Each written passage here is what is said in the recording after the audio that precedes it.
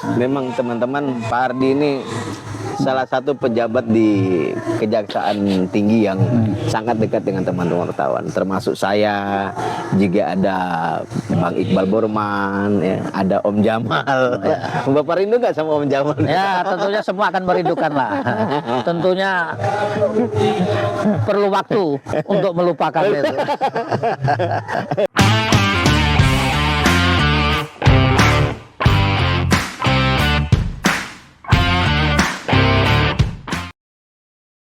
Halo, assalamualaikum. Saya Rizky, ketemu lagi di channel Mangge Batu. Hari yang luar biasa ini, saya mendapat kesempatan untuk dapat berbincang-bincang dengan tamu kita yang luar biasa.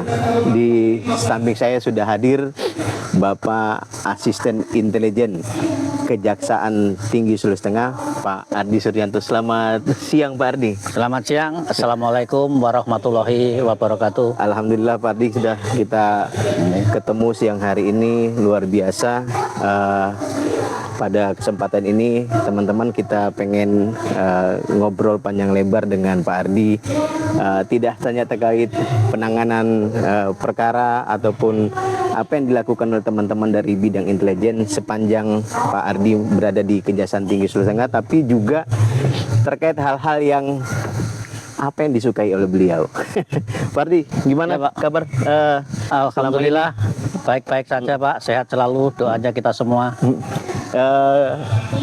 Sejak tanggal berapa nih Bapak bergabung di Kejaksaan Tinggi Sulawesi Tengah? Saya melaksanakan tugas di Sulawesi Tengah terhitung sejak bulan Oktober tahun 2023 sampai dengan sekarang. Berarti kurang lebih sekitar setahunan, Pak, ya? 2 tahun, Pak. 2 tahun ya? 2 tahun 2 bulan. 2 tahun 2 bulan. Apa yang kira-kira bisa Bapak bagi share ke teman-teman terkait bidang intelijen selama Bapak bertugas di Kejaksaan Tinggi? Terima kasih. Yang perlu kita sampaikan kepada teman-teman semuanya, di bidang intelijen itu ada seni tersendiri, khususnya seni di bidang hukum. Kita setiap ada persoalan, memperoleh isu-isu maupun data yang kita peroleh, selalu kita analisa. Hasil analisa itu kemudian kita kasih suatu solusi ataupun pendapat yang konkret, sehingga dapat dilaksanakan oleh masyarakat. Nah, tentunya sebelum sampai masyarakat, tentunya kita membuat telaah dulu untuk sampai kepada pimpinan, persetujuan pimpinan. Termasuk berarti penyuluhan-penyuluhan juga? Termasuk penyuluhan hukum, kita pun juga melakukan semacam penelitian kepada masyarakat, kira-kira itu masyarakat membutuhkan apa tentang hukum ini.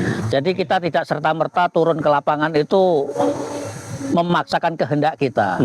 Kita tetap melihat situasi dan kondisi daerah, problematika yang apa, khususnya problematika hukum. Jadi pada saat kita datang di masyarakat itu nanti tepat sasarannya, tepat manfaatnya kepada masyarakat.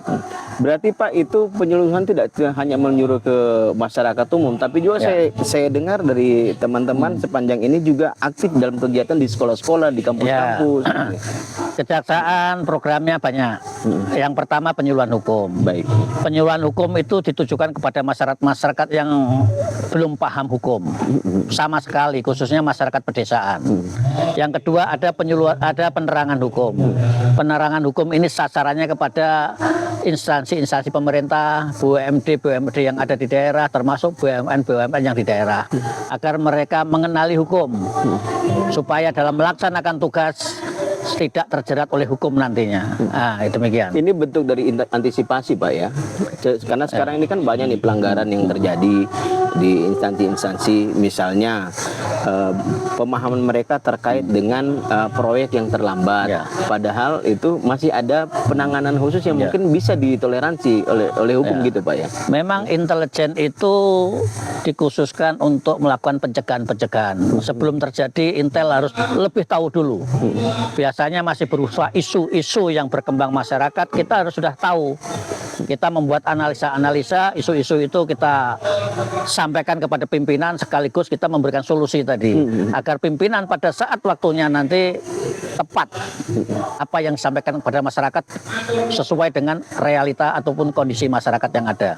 Berarti Penkum ini juga termasuk di bawahnya Sintel juga, Pak? Penkum termasuk di bawahnya Asintel yang melaksanakan tugas-tugas di bidang penyuluhan hukum, penerangan hukum, jaksa masuk sekolah maupun jaksa menyapa. Baik, nih. Luar biasa memang.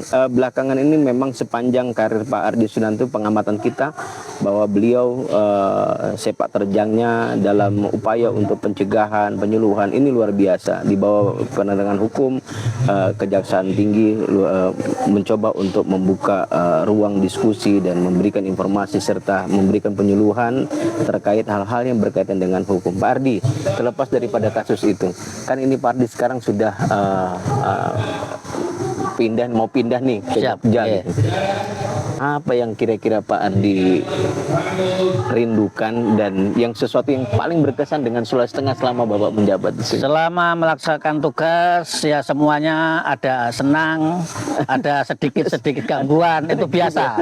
Itu dinamika kehidupan, romantika kehidupan yang harus kita bijaki secara proporsional. Nah, Lebih banyak senangnya tuh dukanya. senangnya sedikit, selebihnya enak sekali. Oh, senangnya sekali, luar biasa. Jadi senangnya dikit, lebih sekali. Jadi Pak Ardi ini memang di kalangan teman-teman wartawan, teman-teman jurnalis LSM familiar. Tapi beliau juga orang yang sangat tegas dan komitmen. Jadi pendirian dedikasi mereka beliau terhadap apa yang sekarang disandang oleh beliau luar biasa. Pak Ardi, menurut Pak Ardi ini Sulteng dalam kacamata teman-teman di kejaksaan khusus untuk penanganan hukumnya seperti apa nih? Apa yang kira-kira yang perlu dan perlu ditambahkan atau apa yang perlu dikoreksi dari hal-hal ini kira-kira? Di Sulteng ini isu-isu yang menarik banyak sekali. Salah satunya yang pertama narkoba. Bahwa kita kalau tidak salah di Indonesia menduduki posisi ranking 4 kalau tidak 5. Luar biasa. Artinya di sini banyak sekali penduduk luar atau masyarakat luar datang ke Sulteng sekedar transit ataupun memang menjadi sasaran utama. Nah, untuk itu perlu disikapi oleh aparat penegak hukum bagaimana mengantisipasi ke depannya agar Sulteng ini betul-betul mengurangi atau setidak-tidaknya menghilangkan narkoba. Kita urutannya luar biasa loh Pak. Urutan berapa tuh terbesar itu kan? Kita harus kuncinya bersinergi, berkolaborasi. Karena narkoba ini bahaya kepada kita semua, bangsa dan negara, sehingga kita harus menanganinya secara bersama-sama. Tidak bisa kita parsial sendiri-sendiri untuk menekan ataupun menghilangkan narkoba dari Sulawesi Tengah ini. Terkait pertambangan nih Pak. Terkait pertambangan memang banyak isu. Saya sering menyampaikan apa sih akar permasalahannya. Kalau boleh berpendapat, persoalan yang pertama itu mengenai tanah, Pak. Tanah ya? Tanah. Karena sebelum sampai kepada tambang, di atas tambang itu ada tanahnya. Betul. Nah, tanah itu harus jelas kedudukannya, harus jelas statusnya. Tanah itu sebetulnya punya siapa? Walaupun negara sudah menyatakan bumi, air, dan kekayaan alam adalah negara, tapi fakta di lapangan kan tidak seperti itu. Sehingga banyak yang harus dibenahi. Salah satu usul saya tentunya bagaimana menertibkan tanah dulu, dibuat aturannya, khususnya tanah-tanah yang belum ada status kepemilikan yang jelas. Nah, untuk itu perlu dibuat perda ataupun peraturan bupati wali kota untuk menertibkan tanah ini. Salah satu contohnya ya harus dibuat suatu perda menyangkut bagaimana khususnya kewenangan kepala desa ini dalam hal mengeluarkan SKT ataupun SKPT. Sehingga pada saatnya nanti lurah ini betul-betul mengeluarkan SKT ataupun SKPT itu dapat dipertanggungjawabkan. Tidak hanya sekedar mengeluarkan SKT, pada saat ada masalah lurah itu ataupun kepala desa ini tidak tahu menau tentang asal-usul tanah ini, riwayat tanahnya itu. Nah, untuk itu perlu dituangkan dalam bentuk peraturan bupati ataupun peraturan daerah, sehingga lurah itu betul-betul terukur dalam mengeluarkan SKT ataupun SKPT ini. Ya, teman-teman, itu pendapat dari Pak Ardi, luar biasa memang permasalahan sebenarnya itu seperti apa yang beliau sampaikan. Dan memang kadang-kadang kita lupa bahwa permasalahan tambang itu sebenarnya ini yang perlu dituntaskan memang adalah permasalahan status tanah gitu Pak ya. Pak Ardi, selama tugas di Kejati, gimana Pak? Senang nggak Pak? Alhamdulillah senang, buktinya berat badan saya naik ini. Itu suatu pertanda bahwa kita senang di Sulteng ini. Siapa yang paling Pak Ardi ingat, dan kalau Bapak nanti setelah pergi dari Kejaksaan Tinggi, teman-teman di Sintel, kira-kira siapa tuh Pak yang tidak bisa Bapak lupa nih? Ya, semua teman-teman baik di kantor, di luar kantor, teman-teman Forwaka dan yang lain-lain selalu kita ingat kenang. Forwas nggak dilupa tuh Forwas. Termasuk Forwas ya, termasuk Forwas kita kenang semua. Karena masing-masing itu sudah punya bagian sendiri-sendiri. Benar. Kita dalam posisi tempat kursi kita saja yang beda. Tapi sebenarnya tujuan kita kan sama. Betul. Ingin menyampaikan informasi yang tepat, akurat kepada masyarakat dan dapat dipertanggungjawabkan. Bapak ngerasa nggak kalau Bapak itu dekat banget sama wartawan? Ya, kita merasa kita sering bertemu, sering berkolaborasi, sering tukar pendapat, sharing-sharing isu-isu yang ada. Nah, bahkan saya itu lebih senang diskusi. Kita 24 jam bisa terima teman-teman wartawan ini. Daripada demo tidak ada hasilnya, percuma saja kan. Nah, kecuali pintu saya tutup, silahkan demo. Selama ini pintu kan selalu saya sampaikan terbuka. Silahkan. Mau kapanpun kita selalu terbuka untuk berdiskusi. Jadi saya harapkan diskusi ke depan itu tidak ada yang memaksakan kehendak. Karena masing-masing itu punya pendapat beda-beda, nggak bisa kita paksakan. Benar. Justru dari perbedaan itulah membuat kita itu menjadi dewasa. Jadi kita tidak selalu menuntut kita itu benar. Betul. Nah, untuk itu kedepannya kita kembangkan diskusi supaya kita wawasan kita semakin luas. Karena kalau kita emosi, ya kita tidak dapat ilmu apa-apa, Pak. Padahal kita itu harus tukar informasi, tukar wawasan, pengetahuan agar kita berhadapan dengan siapapun, wawasan pengetahuan di bidang hukum ini terus meningkat. Memang teman-teman, Pak Ardi ini salah satu pejabat di Kejaksaan Tinggi yang sangat dekat dengan teman-teman wartawan, termasuk saya, juga ada Bang Iqbal Borman, ya, ada Om Jamal. Ya. Bapak rindu nggak sama Om Jamal? Ya, tentunya semua akan merindukan lah. Tentunya perlu waktu untuk melupakan itu. Perlu waktu yang panjang. Ya. Om Jamal itu sangat sangat salah satu orang yang sangat diingat sama Pak Ardi sama di Kejaksaan. Apa yang Bapak yang setelah Bapak pergi nanti, legasi apa yang Bapak ingin Bapak titipkan terhadap teman-teman untuk melanjutkan perjuangan Bapak selama ini? Ya, yang saya harapkan teman-teman ke depan itu betul-betul ada penguasaan ataupun ilmu pengetahuan, wawasan yang ada tentang hukum khususnya. Karena ke depan ini aturan-aturan sudah mulai berubah. Walaupun tidak berubah 100%, hukum acara pidananya juga sudah berubah, KUHP-nya juga sudah berubah. Jadi pesan saya seperti umat muslim, umat Islam, ikro. Membaca. Betul. Jangan sampai tidak membaca, hanya kita mengandalkan pikiran kita sendiri yang belum tentu benar. Untuk itu, kalau malas membaca, ya saran saya berdiskusi. Apapun problematika hukumnya, sehingga tahu kita betul-betul posisi kita, kedudukan kita. Nah, kemudian kita bisa menyuarakan ini kepada APH yang ada di Sulteng ini tidak salah gitu loh. Sehingga kita sendiri pas, argumentasi kita pas. Kadang-kadang kita itu argumentasi kita salah, minta benar, sehingga ditertawakan orang. Nah, kamu ilmunya cuma sekian, ternyata kamu nggak sampai segitu lah. Untuk itu kita dalam menyampaikan data ada analisa yuridis yang kita sampaikan, sekaligus mungkin kita bisa memberikan solusi lagi. Ngomong-ngomong Pak, soal hobi, Bapak sini hobinya apa sih Bapak ini? Hobi olahraga? Iya, olahraga apa Pak? Saya olahraga selama ini yang saya tekuni main tenis lapangan. Tenis lapangan? Tenis lapangan. Berarti rutin dong Bapak tenis. Alhamdulillah sampai hari ini masih kuat 2 set. Karena teman-teman sekarang itu merasa kehilangan loh, Bapak mau pindah dari Sulteng, terus Bapak mau pindah ke Jogja gitu kan. Kalau makanan di Palu apa yang Bapak senangi? Makanan saya karena orang Jawa Timur, saya itu ingin yang gurih-gurih, Pak. Yang gurih-gurih. Nah, cuman yang jadi problem di sini rata-rata makanan itu manis, Pak.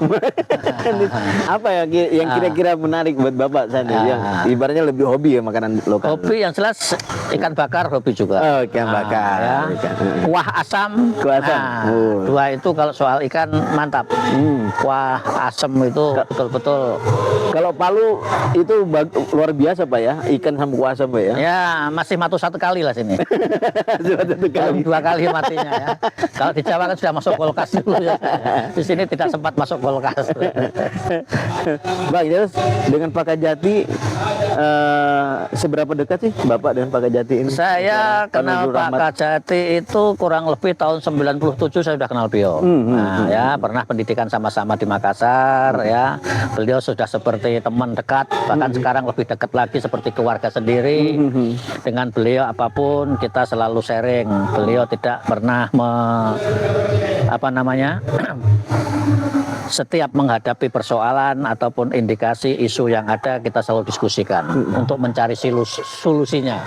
Bagaimana sih solusi yang harus kita tempuh agar kita tepat sasarannya, ya tepat manfaatnya buat masyarakat semua ini. Jadi berarti Pak Nuzur Rahmat ini orangnya komunikatif, Pak ya? Komunikatif sekali. Setiap problematika yang ada selalu kita diskusikan. Iya, karena memang kalau tidak begitu agak sulit juga Pak antara pimpinan dan bawahan untuk menemukan titik temu itu ya, permasalahan itu.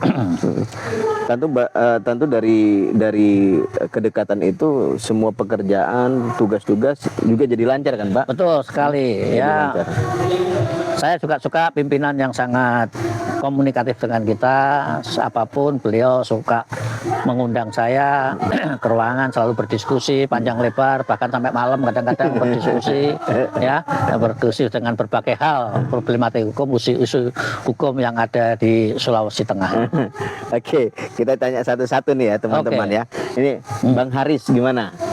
Ayo. Bang Haris kasih PPS, mereka juga sangat aktif untuk mempromosikan ataupun menularkan kepada masyarakat tentang program PPS ini ya, khususnya PPS daerah ya. Kita sering juga turun sama-sama ke lokasi ya.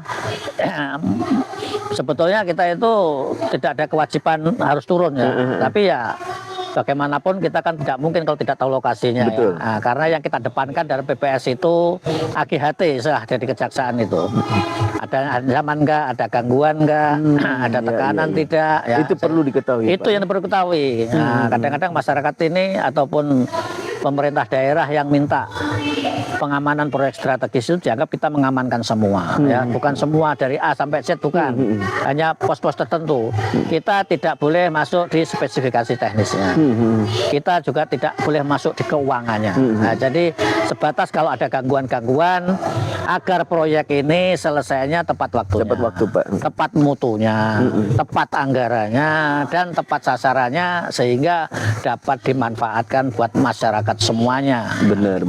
Artinya dengan adanya pengawasan itu berarti mempersempit atau memperkecil kerugian negara gitu Pak. Betul Pak. Proyek lancar gitu Pak ya.